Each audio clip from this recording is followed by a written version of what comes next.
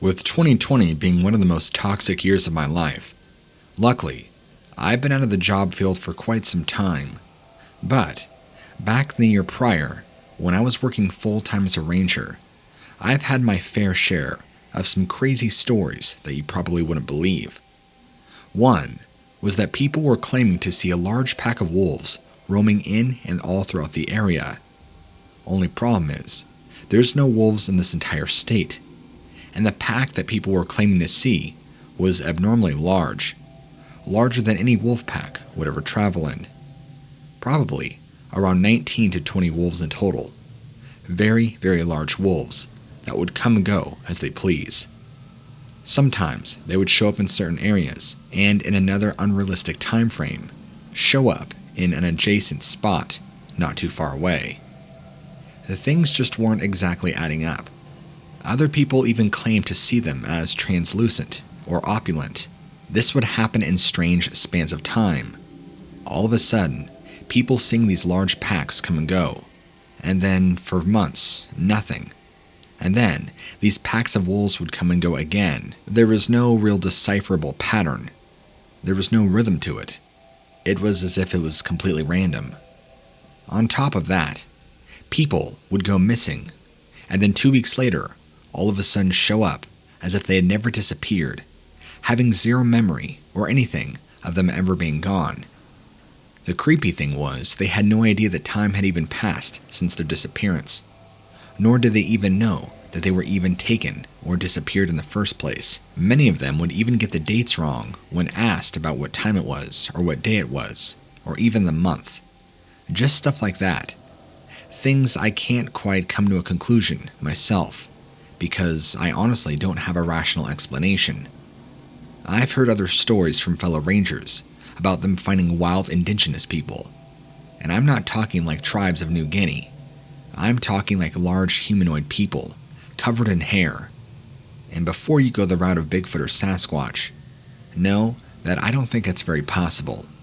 Not in these areas of woods. Except these were tribesmen, wild people. There was even a segment of time, I want to say around 5 weeks, where the entire park was shut down for an indefinite amount of time. A choice made by our higher-ups, because apparently, about 4 or 5 people disappeared simultaneously, all around the same patch of a few days. They were never found, nor any article of clothing or any trace of them was ever discovered. And believe me, we searched high and low. I was well a part of that search expedition, and we found nothing. I've heard of other search expeditions where nothing came up, but this was my own personal expedition where I found no trace of them, which is highly unusual. Having been a part of many, there's usually always at least something that you find. Clothing, a body, remains, something. But I just can't imagine 4 to 5 people, an entire group, missing at the same time, as if they had just disappeared off the face of the planet. Things like that will keep you up at night, and make virtually zero sense as to what happened. I still dream about it sometimes, wondering where they could have gone, how they could have gotten away when they did, and where are they, if ever are they going to come back. Then, you think of the obvious. They obviously died of exposure, or perhaps found a cave somewhere and hid down in it.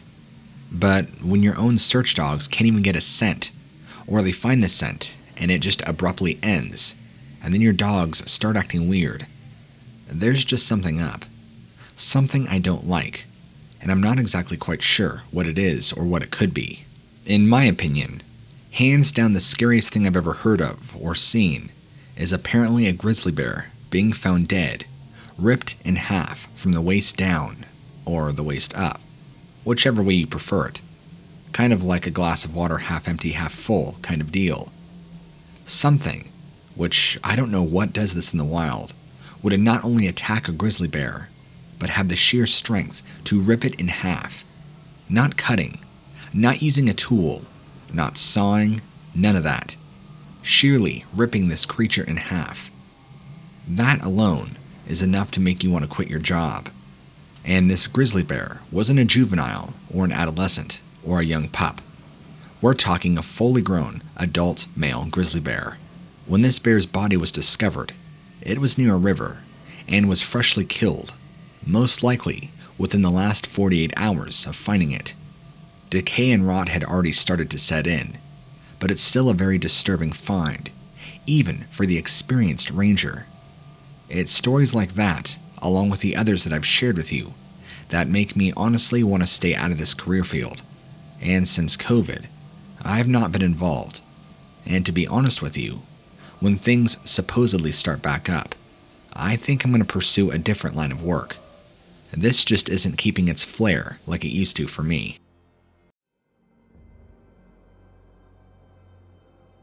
Many years ago, I had the fortunate experience as working on a ranger for 7 years at the Mammoth Cave National Park. It's also the country's largest cave system, and having generated tons of paranormal reportings, it's not surprising when you get a call that there might be screaming or somebody submerged deep in the caverns. After all, there is well more than 400 miles worth of tunnels and passages, all deep into the earth. There have also been other reports of rangers going in there after people, supposedly screaming and dying themselves, never to be seen again. I've heard of rangers even going into some of these cave systems to go after people for expeditions, and never being seen again, while some report back being chased by a large unidentified predator or animal. Others have even reported seeing ghastly figures, red glowing eyes, or felt ominous, terrifying feelings, being watched, being stalked, or the worst one yet, being hunted. And unfortunately, the calls do not stop coming in. I can't tell you on a personal account how many radio calls I'd received about supposed missing persons coming from the cavern systems, or that other rangers would be by, and people and campers would be complaining about screaming coming from the cave systems, as if somebody was stuck in there and couldn't find their way out. Well, you bet it's our job to go investigate, to make sure nobody's hurt. After all, there have been legitimate cases of people getting lost and trapped in there, and we've had legitimate cases where we've actually had to go and rescue them. On the contrary, though, there are those cases where we do receive calls, and we go, and there's no trace of anybody, nor sign of where the apparent screaming or noise was heard. Only ominous, evil feelings. And this isn't just you creeping yourself out, or getting spooked because you're in a dark cave. I'm talking almost an electrical feeling in the air, a feeling in the pit of your stomach that tells you you are in innate danger and that you need to leave, or that something is watching you, observing you the way a cat observes a mouse right before it's about to pounce. This danger that makes the hair on the back of your neck and your forearms stand straight up. I've even talked to some of my other fellow colleagues. None of us enjoy those calls, but as the job entails, we must answer the call of duty when called. Some of the older rangers of the area truly believe there are large species of unknown animals living down in the subterranean tunnels. Me, I can't exactly say that I believe. Although I've felt the presence, I felt the ominous feelings, but I've not seen anything. Some of the older, more retired rangers have talked about seeing these beings, and that they go and traverse throughout the tunnels and go in and out of the cave systems into the forests at nighttime. They describe them all which way, from hideous reptilian-like beings to large, hairy humanoid ape creatures and everything in between. With how crazy everything is in the world right now, I guess I wouldn't put it past reality to pull that kind of trump card, no pun intended.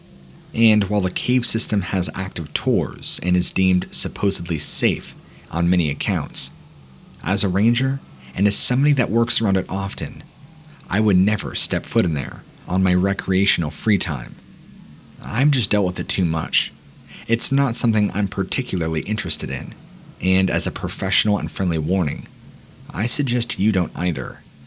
I just can't deem it safe. There's already been 2 missing person reports in the last year, just from that cave alone, and even more from the years prior, all following the same pattern. They disappear. No trace. When the expeditions start up, their scent is led to these cavern entrances, where the dogs won't go in any further, which I've never seen that in a search and rescue dog before, where they utterly refuse to go in any further, no matter what the circumstance or environment. It's almost as either they feel danger themselves, or the scent trail stops, and they refuse to go in any further. Something is up, and although many of us know, I feel like we're not allowed to talk about it. So, thank you so much for being a way that I can vent my struggles and stresses, and then I can actually type all this out and send it in. You wouldn't believe how many of us all feel the same way. We all see and know the same things, but due to our job, legalities, and other things, we can't say anything.